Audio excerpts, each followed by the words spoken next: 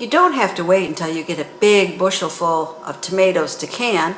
Granted, I do that in August and September. However, in my home garden, I don't know about you, but for me, everything does not get ripe at the same time.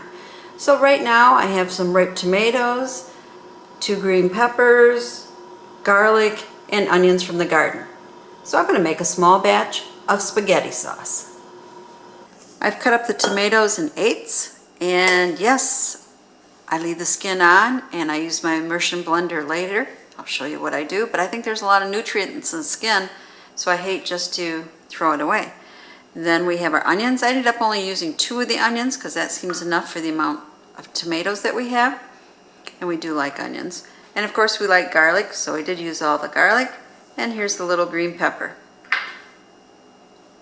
Now we'll get started. I'm adding just a little of olive oil. I've already heated the pan. And then we're going to put in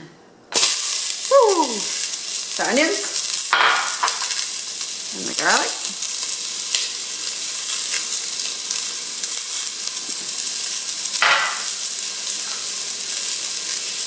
And the green pepper. We're going to stir it up.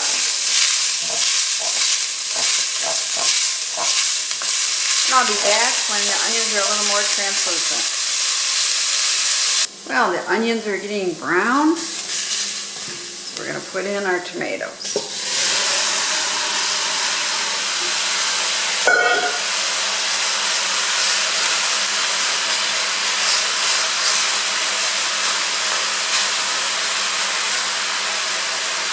And now we're just going to slowly cook this until the tomatoes get tender.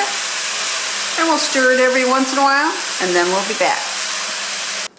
The tomatoes are pretty tender now, so it's time to use my immersion blender.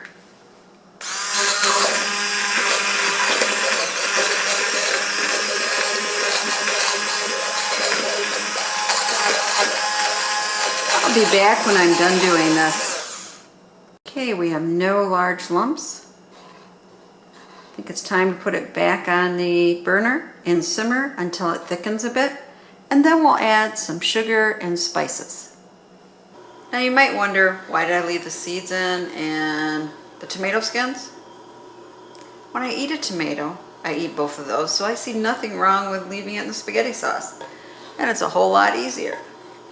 This is about the thickness I want. But now we've got to sweeten it and spice it to taste. And that's the only way you can do it. Because I don't know what your tomatoes taste like, and I don't know what your preferences and your family preferences are.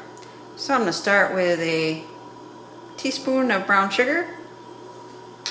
And let's see. And maybe about 3/4 teaspoon Italian seasoning.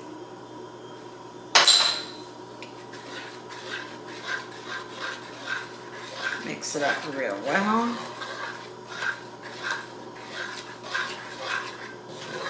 And now you just do your taste test.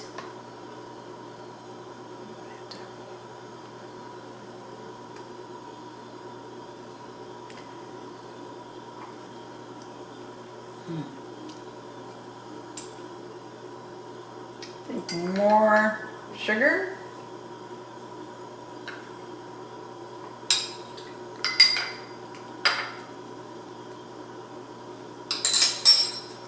Maybe just a smidgen more spices.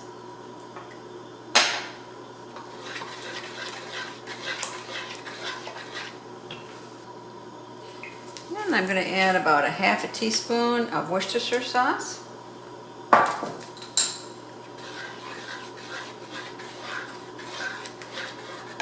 And then do the taste test again.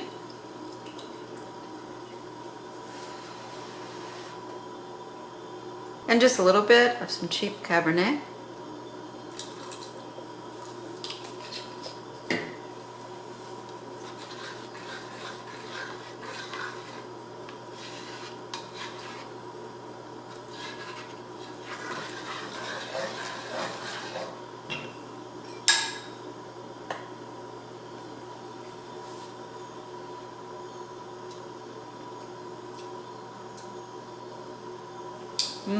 That's exactly what it needed, and I think it's perfect.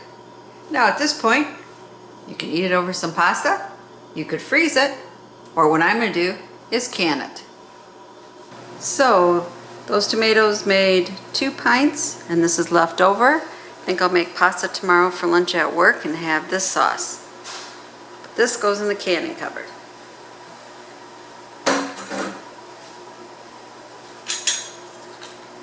On each of them, you want to make sure you don't have any air holes,